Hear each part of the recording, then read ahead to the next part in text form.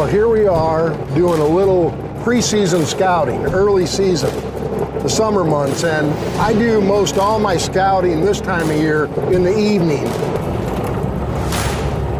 Basically what I'm doing is I'm driving to the end of the farm, and we're going to be scouting basically the crop fields and the food sources. But I'm going to go down to the end of the farm, and I'm just going to kind of ease my way back up to the farmhouse, and we're going to stop in some of these different fields and basically just glass. We're just glassing deer. A couple of deer out in the hayfield right now, and it's hot, but they just cut this today, and I mean, I can smell that fresh alfalfa.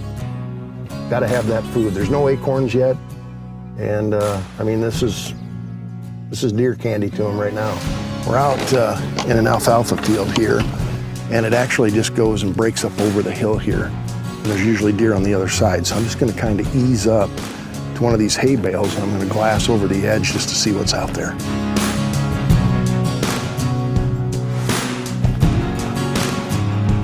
But as I get closer to season, now I'm looking for those bucks because their antler growth is pretty much completed, and at that point I can tell what bucks I have, and hopefully compare them to some of the trail cams that I had from last year, and I'm also paying attention at that point where they're coming to, where they're spending their time.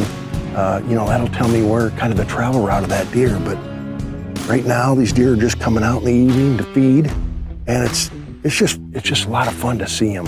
One of the most important tools that I use this time of year for scouting, obviously, is a good pair of binoculars. So whatever you're using, make sure you have a good quality pair of binoculars when you're doing your early season scouting, because you're doing a lot of glassing in low light.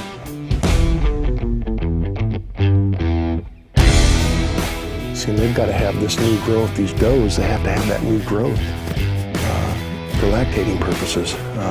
This alfalfa gives them a great supply of milk for those little ones.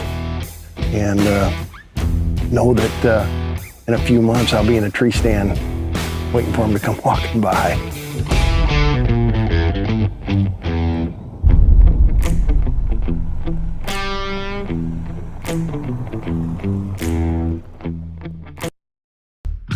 All right, this time we're going to show you how to sight in the Alpen Apex scope.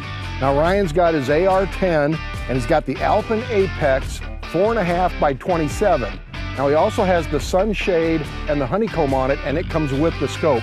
And what it does is it filters out all this sunlight that we're dealing with here today. So again, your gun would already be bore sighted like this one is. Take the first shot, and then we'll show you how to make the adjustments after that shot.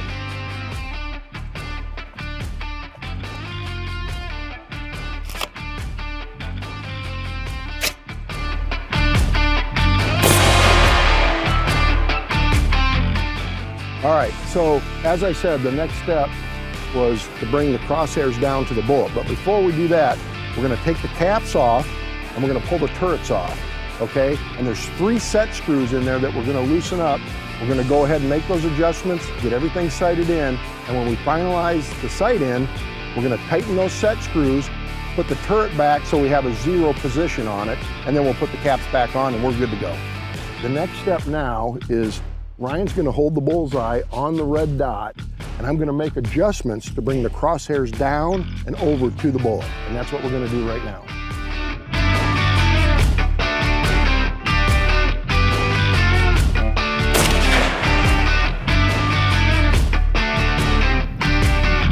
Pretty close, aren't we? Yeah, just hair to the right. I gotta go to the left. It's gotta go left, right? Or not? Yeah, I got to go to the left. Are you on it? Yeah. Okay, so I think this is right. Good. And I got to go down just a little. Yeah. Other way. Other way.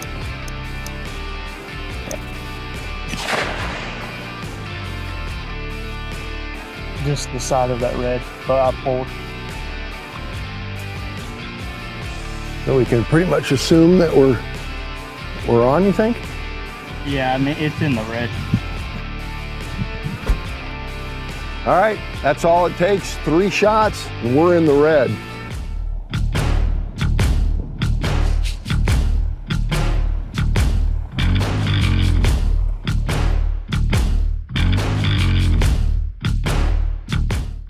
Love eating turkey even more. Hi, I'm Rick White, and today I want to share with you a simple, easy, and one of my favorite wild turkey recipes. Now, I've got a turkey breast here.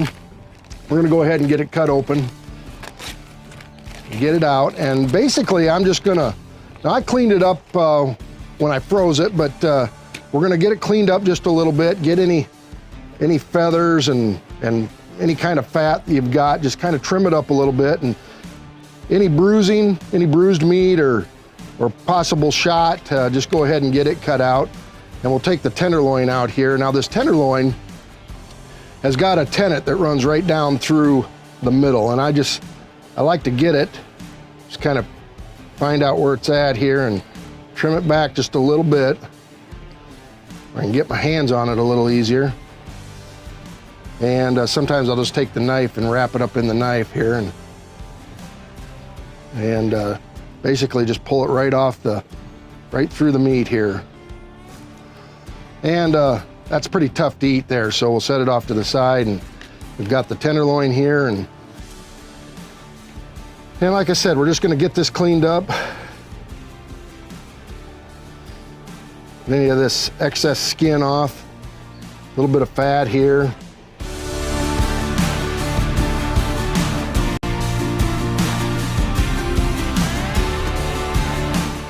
And I'm gonna go ahead and I like to cut my pieces anywhere between 1 inch to 2 inches, or you could even do it in strips if you wanted to. And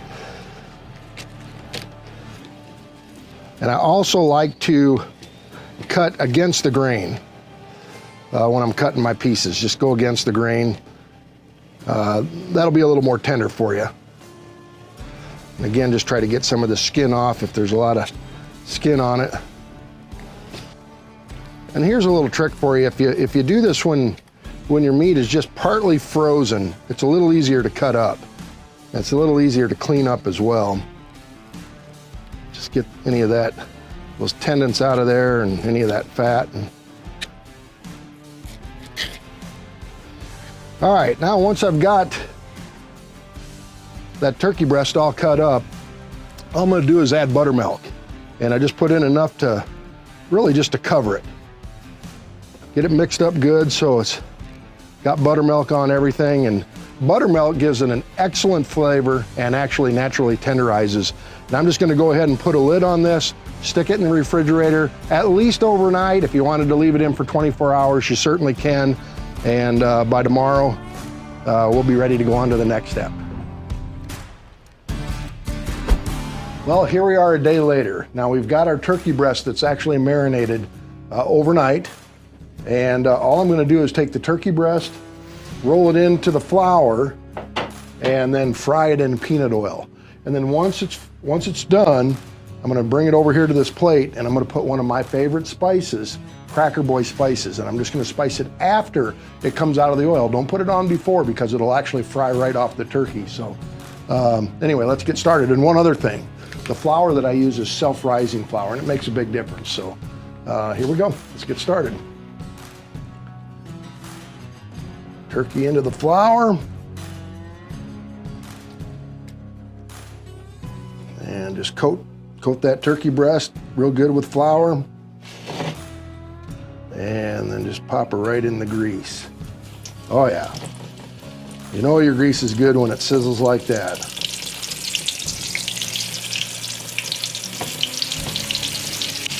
That flour all the way around it.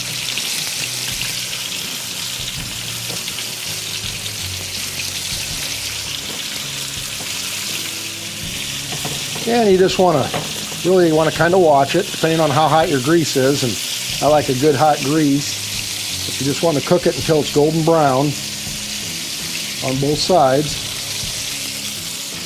Wash my hands off here. It's going to cook fast too. That grease is hot. In fact, it's almost done.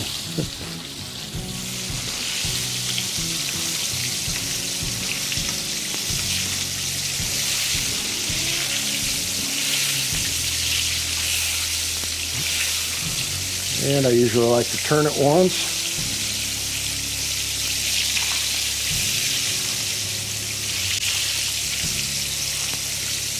That's coming along really good right there.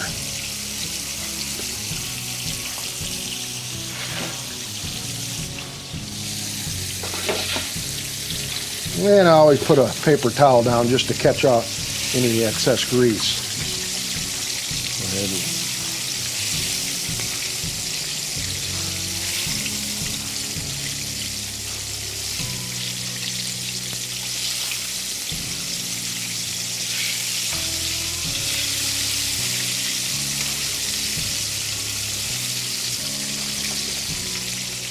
these ones. The grease just a little bit hot on these first ones here, but it's gonna come out fine. And then, like I said, once you get them out, make sure you, whatever your favorite spices are, but if you're looking for something good, make sure you try out Cracker Boy. It's pretty good. All right, let's get some more in here.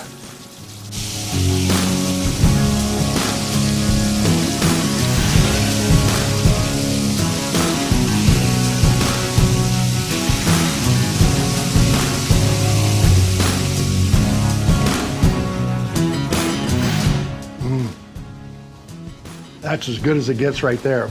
Well, I'll tell you what, I'm going to finish cooking the rest of this, and we're all going to sit down and have a pretty good feast. But you're looking for a great wild turkey breast recipe, give this one a try. I bet you'll like it. Good evening, everybody, and welcome to another episode of On the Hunt with Alpine Optics. Tonight's guest, Cristina Jones, all the way from New Jersey, and we're going to talk some interesting thing and look at a woman's perspective on hunting. So don't go anywhere. We'll be right back.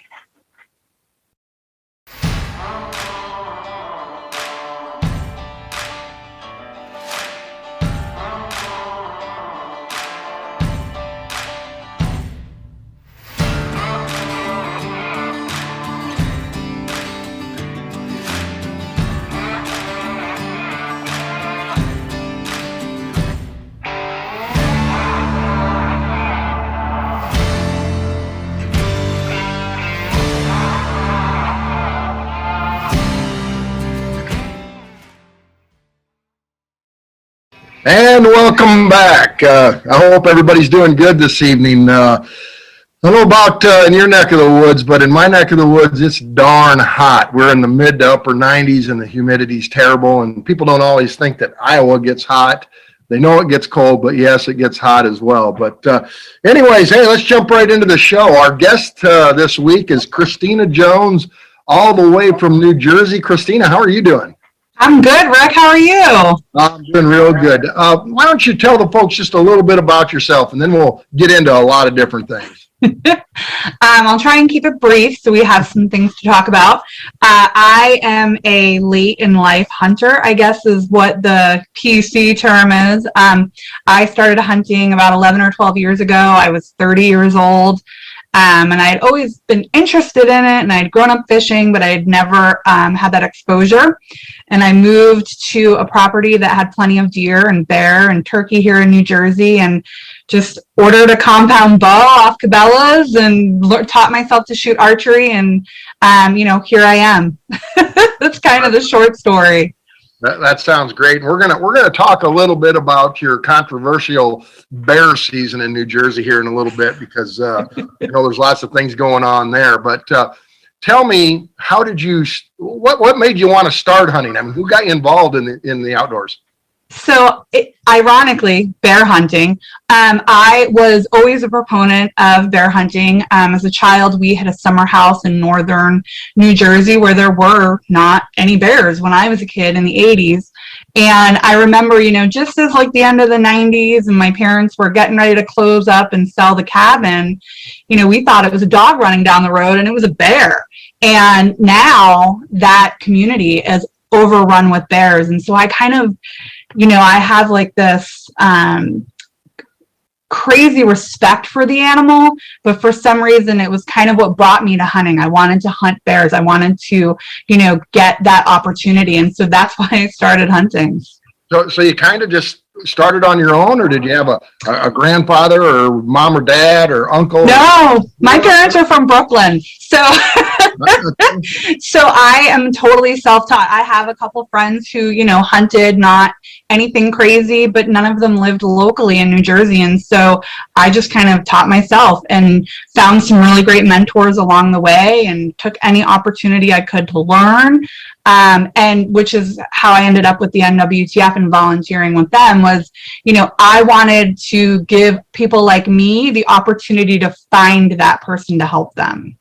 Right. Well, that's a great story. I mean, myself, my dad was the one that got me started in hunting. And I was hunting at an early, about 6 years old. I think I started hunting and I started, my son shot his first squirrel when he was 6, and, now he's 30 years old and he loves to hunt. So, but let's talk a little bit about what's going on in Jersey with the bear season. I mean, Mike Giovanni, one of our staff members, and you know him well.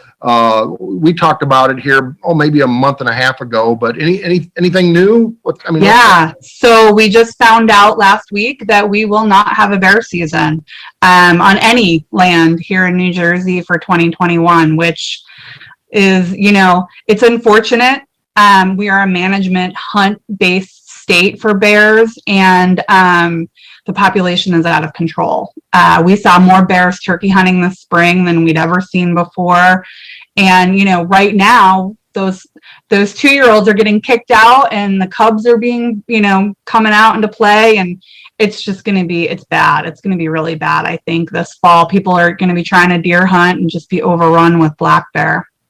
Now, can you guys bait in Jersey during deer season? So yes. That's another problem that you, of course, run into. Any states that you can bait and have bear, then you just have all kinds of issues. I mean, bears knocking over your feeders or just getting into everything, and they make a mess, and it's unfortunate. Hopefully, sometime in the next year or so, maybe they'll reverse that and let you start hunting again, because as you said, animals in general, but bear especially, when they overpopulate, you run into a lot of issues. So, and, a lot of people got to remember, us as hunters, we really, it's all about, game management and keeping numbers to where they need to be based on what your state, Division of Wildlife and DNRs and deem necessary.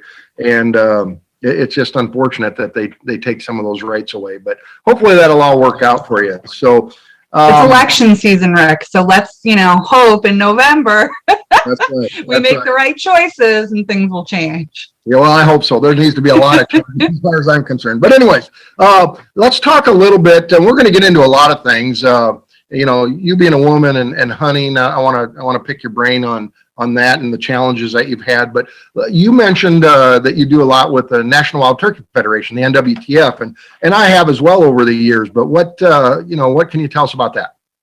So it's a really, I found the NWTF in kind of a very odd way. I hadn't turkey hunted, and I'd gone on a women's mentored muzzleloader deer hunt in Tennessee that's put on by the Tennessee Wildlife Resources Foundation.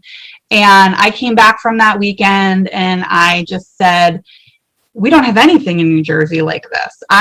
This is amazing. It was an amazing opportunity to see, the state come together and partner with organizations and put on this event. And so I started reaching out to an online network of women and just kind of saying, what organizations could I get involved in that could do something like this? And a girlfriend in Oklahoma was, she goes, go find your local NWTF. And, it's embarrassing, but I was like, we don't have the NWTF in New Jersey. And come to find out, we had a chapter 5 minutes from my house. So I walked in 2014. It was like Labor Day weekend. And I walked into a state board meeting and I was the only woman. And, I introduced myself and I said, this is what I want to do. I want to do women's programs. And we started out doing mentored youth and veteran and disabled person hunts. And from there, we just went crazy. So we still do those hunts and we still do deer and turkey. And I just started doing women's programs. We do women's only hunter education with the Division of Fish and Wildlife. We've done fishing programs. And then we started doing a turkey camp that the division was putting on. And I had said it's led by an aquatics biologist of all things. And I said to her, I have this crazy idea. And I said, my end goal was always to come back and do a deer camp for women, show them that sleepaway camp type feeling. And, at that point I'd traveled and I'd been away to camps and hunting camps, and she was like, just do it, and so we did it in 2019. We started Women in the Outdoors mentored archery deer hunt or deer camp, and it was, by all intents purposes, a huge success. And last year with COVID, we took the learning portion of it virtual for 6 weeks, and then we did an in-person hunt. And this year we're going to keep the virtual portion, and we're going to do an in-person camp weekend as well. So I've got a question. This is Paul. You've got the Annie Oakley Award. What is that? I did. So it is the highest award given by the National Wild Turkey Federation to a woman who is involved in, women in the outdoors programs and promoting women and the outdoor lifestyle. So I was very surprised by my state chapter and very humbled that they nominated me and that I actually won the award, because I still think I didn't deserve it, but I must be doing something right. Yeah, well, hey, NWTF, and I've been a member for many, many, many years, and it is one organization, and I don't, of course, work for the NWTF or anything, but if there was an organization that you didn't belong to and you wanted to get involved, that's one that I'd certainly recommend. And, every year, with the exception of last year, but the National Wild Turkey Federation has a national convention, which is down in Nashville the third week in February, and it's on for this year. And if you've never been to it, it is an absolute great show. I mean, there's so much. It's a consumer show too, so you actually go there and everybody's got booths, and we're down there. Wrestler and Alpin's down there, and along with many other everything to do with hunting, and you can buy anything, hundreds of different kinds of turkey calls and decoys and guns and on and on and on, and optics, of course. So you really ought to check it out if you're looking for something to do. I see that there's a few people on there saying hi to you, Mike, Dio Giovanni, Phil Smith, Becky Whitaker. They've all I don't know if you're seeing that, but they're all on and they're all saying hi to you, so that's great. Anyway, hey, also too, though, I was interested in knowing about this bear. That's a huge bear, don't you think? How big was that thing? It was not as big as it looks. I think we all know, and when film and camera and video are involved, we make things. So that was, I think that was my second bear. So that's in New Brunswick, Canada. And I'd gone up there for 2 years and come home empty-handed in terms of bears. And I went back my third year and I got my first archery bear. And then I went back my fourth year and I brought my husband with me, and I got my rifle bear. So that was pretty exciting. So you're saying that bear's actually quite a bit smaller than that? I mean, he's still a bear, right? Oh, so, you have to realize too, so spring bear hunting in New Brunswick, the bears are just coming out. So they're actually a little on the light side, but they're fluffy, which is great. So they've got that beautiful coat and they look nice. But you add 100 pounds, because by the fall time, that bear would be 100 to 150 pounds heavier than what it is, in the springtime. All right. So anyways, we ought to have a show. I think maybe I will sometime, because you something you mentioned. I'm an expert on making smaller animals look bigger, but they're not that you're cheating the system, but there are ways to take better photos, yes. And that's what I'm talking about. Maybe we ought to do that in a later show. But how to take good photos? I see so many average to below average photos out there, and just with a little bit of effort, you can have some great photos. But anyway, so Women in the Outdoors is a women's group of the National Wild Turkey Federation, and I know you've been involved with that too. Let's talk about that just a little bit. Yep. So when I stepped into that board meeting before leaving, I became the New Jersey state coordinator of the Women in the Outdoors. And, we just kind of floated along. New Jersey's an odd state. We have, some of the best opportunity for hunting all species, really, that you can hunt in New Jersey. And there are a lot of women involved, but they are not very vocal, and they're not very, I feel like there was not an outlet for it. So we slowly built a group and a gathering, and we would do different types of events. And I finally pitched to, our regional director, our NWTF, I guess late last year, early this year. And I said, I think we want to start a chapter. And they were supportive, and I think they kind of tried to, I don't want to say talk me out of it, but they said, well, to have the women join their local chapters. And I said, no, I think, we want our own chapter here in New Jersey. So we got our charter chapter in the spring. And so we are officially a chapter here in New Jersey, and we're statewide. So we don't, have a specific location. And we just actually had our first banquet this past weekend, and we've done some awesome events. I've had the ladies out striper fishing in the Raritan Bay. We did a silhouette decoy painting weekend with a master decoy carver at one of the state owns a old duck hunting lodge out on the bay. We did that, and we just have some really great events coming up, and so it's pretty exciting. Yeah, it is, and I've done a lot of also Women in the Outdoor events over the years, and workshops and things like that. Now, Jake's they have the Jake's part of the NWTF, which is kids. Have you done anything with the Jake's program at all?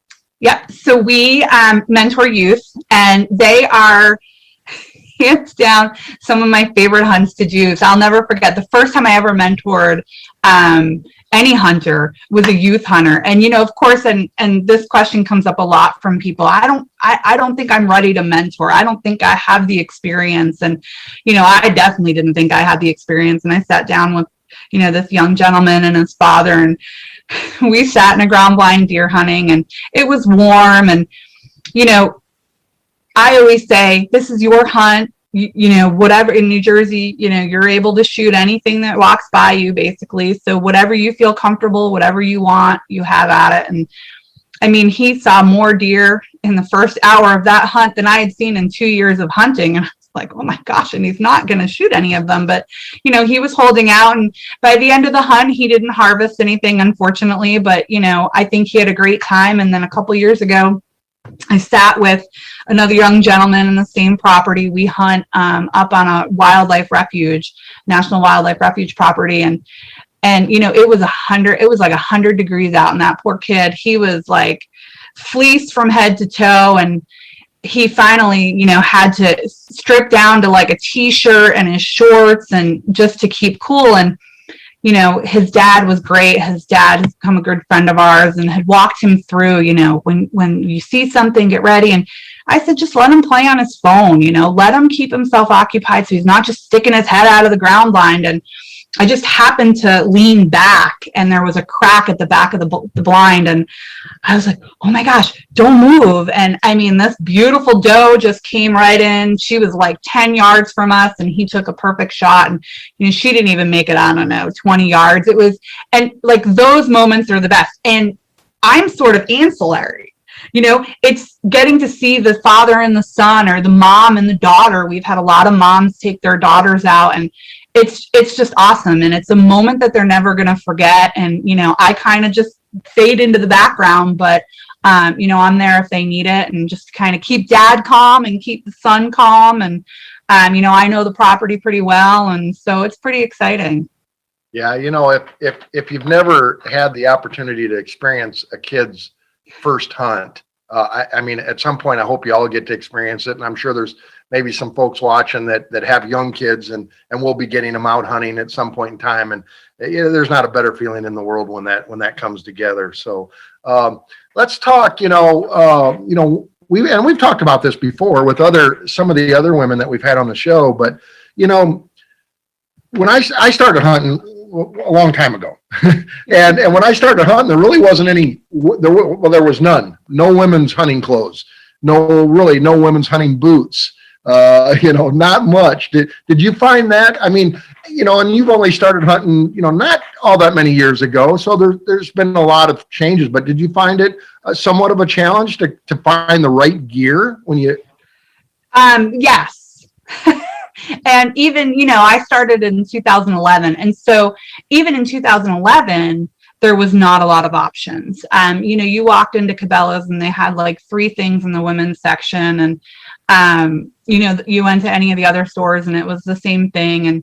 And thank God for the internet. And, I got lucky. I found a really great company that I love that makes amazing clothing. It's women owned, it's women designed clothing. And, but in terms of gear, the biggest thing that I struggle with is I'm only 5'3", so I'm pretty short. And I like to ladder stand hunt. And they don't really make ladder stands for short people. So I always joke that if I ever win the lottery, the first thing I'm going to do is design a tree stand for shorter women.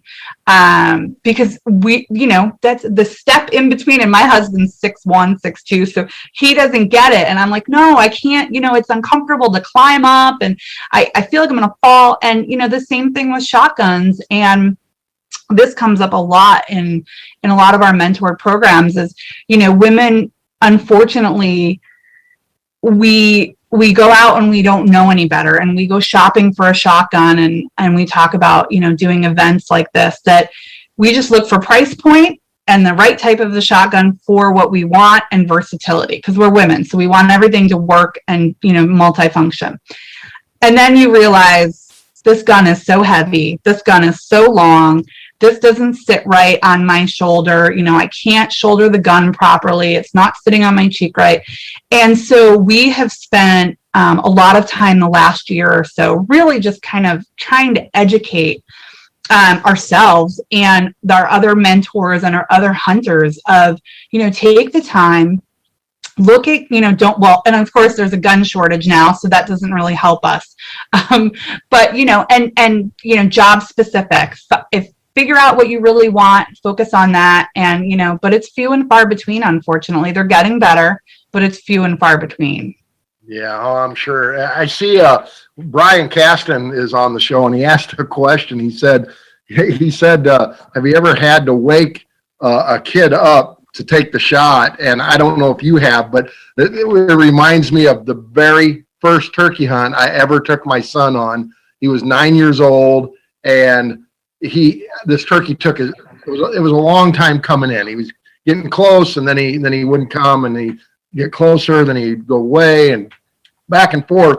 And he finally just got tired, and he fell asleep. And I actually had to wake him up when the turkey was like 20 yards from the blind coming in. I had to wake him up. So anyway, I saw Brian had mentioned that. Hey, what you'd mentioned a line of clothing you found that works for you. What kind of who makes those? So Proest, and they, they're based out of Colorado, and they do it all. They've got lightweight, they've got heavyweight, they do upland gear. They just came out with a brand new fishing line. I was a little nervous. We went from the traditional Realtree mossy oak kind of camo, and now they've partnered with Vail, and they do the cumbre pattern. And I was like, how is that going to look out east? And I've hunted in it across the United States, and it works well no matter where you go. And I get more compliments. I wear one of the pieces is like my everyday winter coat. And people are like, where did you get that? And I always laugh when I say to them, not at Nordstrom's or not at Saks Fifth Avenue, like you're going to think. So, but yeah, Proest is, it's a woman-owned company and woman designed, and they knock it out of the park with their gear for sure. Yeah, well, it's a good place for some of the women that are watching. You go check it out. What's your favorite thing to hunt? Oh, I know it's hard to pick one, but what do you like to hunt? If I could only choose one animal to hunt for the rest of my life, it would definitely be black bear. Yeah. Yeah. And I don't get to do it very often, obviously. There is something about hunting an animal that is so big and so incredibly quiet in the woods. And they're just beautiful. They're beautiful animals. I love deer hunting. It's, I deer hunt from September to February. So, I'm really looking forward to being back in the tree stand, and I love turkey hunting, but bear hunting is just, it's a whole other level for me. Yeah, I've shot some bear over the years, and it is fun. It reminds me, the type of hunting I did was a lot like deer hunting. I'm sitting in a tree stand. The only difference is you're waiting for this huge animal to come walking in, and like you said, it's what's amazing to me. I mean, I literally remember one time looking off to my left, seeing nothing, and I can see 50 yards in every direction, and I see nothing. And I'm looking around over here, and I turn around and look, and here that bear is just right there. They sneak in on you, and as big as they are, they don't make a sound. It's truly remarkable. But yeah, deer hunting's around the corner, and how was your turkey season? Oh, frustrating but good. So we kicked off turkey season a little early this year with a trip to Wyoming, which was one of the most amazing experiences I've ever had, trip-wise. My husband flew out midweek, but my girlfriend and I drove out early, and we arrived in Wyoming on Sunday night. Season opened on Thursday, and we walked out the next day to go scouting, and it was 70-mile-an-hour winds and a blizzard. So that was great. And by the time we picked my husband up from the airport and hunted Thursday morning, it was 75 degrees and sunny. And I mean, we had 3 beautiful days. We had 6 tags between the 3 of us. We filled all 6 of our tags on beautiful Miriam, longbeards. And it was one of those, where you're packing up the truck to head home, and you're like, I don't know what kind of karma I earned, but I must have earned some amazing karma, because our trip couldn't have been better, and then we got home, and it was like, it's not turkey season yet. So we had 3 more weeks, and we had some mentored hunts and stuff that we were getting ready for. But turkey season was frustrating. We saw a lot of bears this spring, in New Jersey, unfortunately. And, I was able to fill a tag the first week, but the birds are quiet here. We've got predator issues. We've got pressure from hunters. And I think, they said that harvest was down a little bit, but participation is up a lot. So, hopefully we're going to do some habitat projects in the northern part of the state and see if we can't get our numbers back up. Yeah, turkey populations are down in quite a few states right now, but they seem to come back around. We've got I don't know, about 4 minutes left of the show. What recommendations could you give women hunters? I mean, or any hunters as far as that goes, but specifically women. As far as someone maybe that's sitting on the couch thinking, maybe I'd like to, because you did it by yourself, mm-hmm. And a lot of these women that I know, got into hunting because somebody kind of pushed them into it. But what would you tell those that, are sitting back just thinking, I don't know if I want to try this or not. It'd be kind of neat to do it, but don't know anything about it. What do you recommend? Well, I mean, who do they talk to? Where do they go? So the biggest piece of advice I always say is just do it. And I always tell people, if I can do it, if I, who I'm a complete klutz, my life is chaos, I'm a workaholic.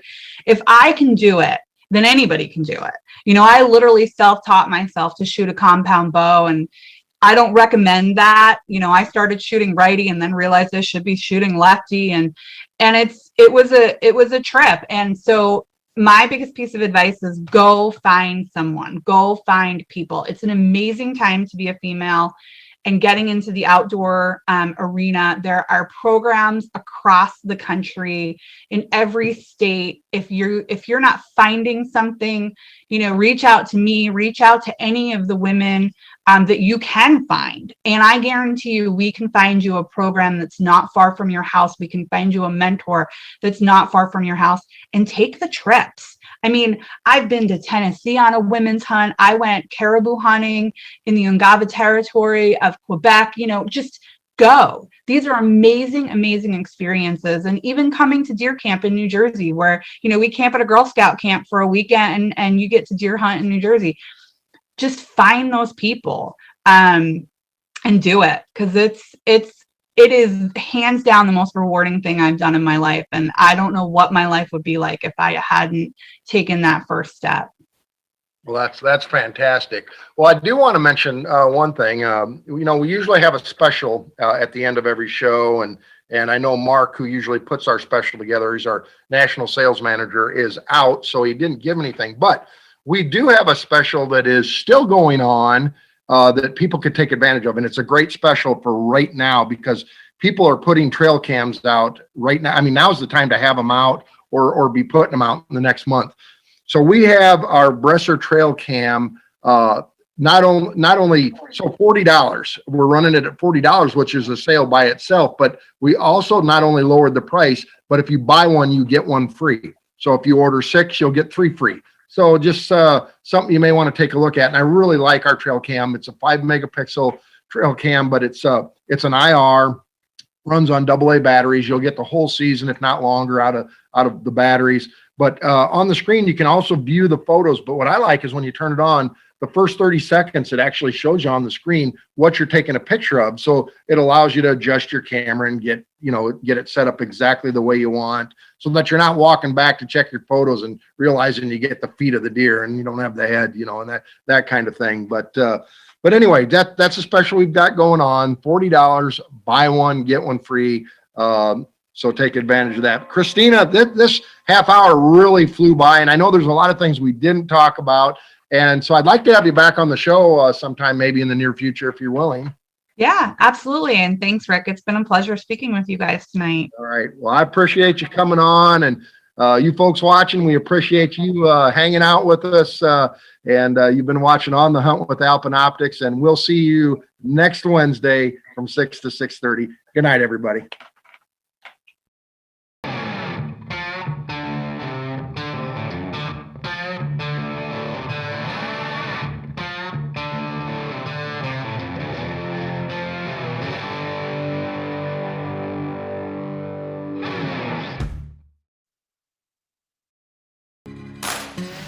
Well, I'm out doing a little bit of late evening scouting, just looking for deer and waiting for them to come out into the field. But I've got a new pair of Alpine Teton binoculars. A lot of times people will ask me, what binoculars are best in low light situations? Well, that's simple. The answer is the Alpine Teton binoculars. And the reason for that is they have the Abbey Koenig prism, which simply means it allows 94% of available light to get through these binoculars, making them an excellent pair of binoculars in low light. So if you're looking for a pair of binoculars that will see detail into a dark timber right now, this time of the evening, make sure you check out the Alpine Teton binoculars. You'll be glad you did. Oh, here's some deer coming out right now.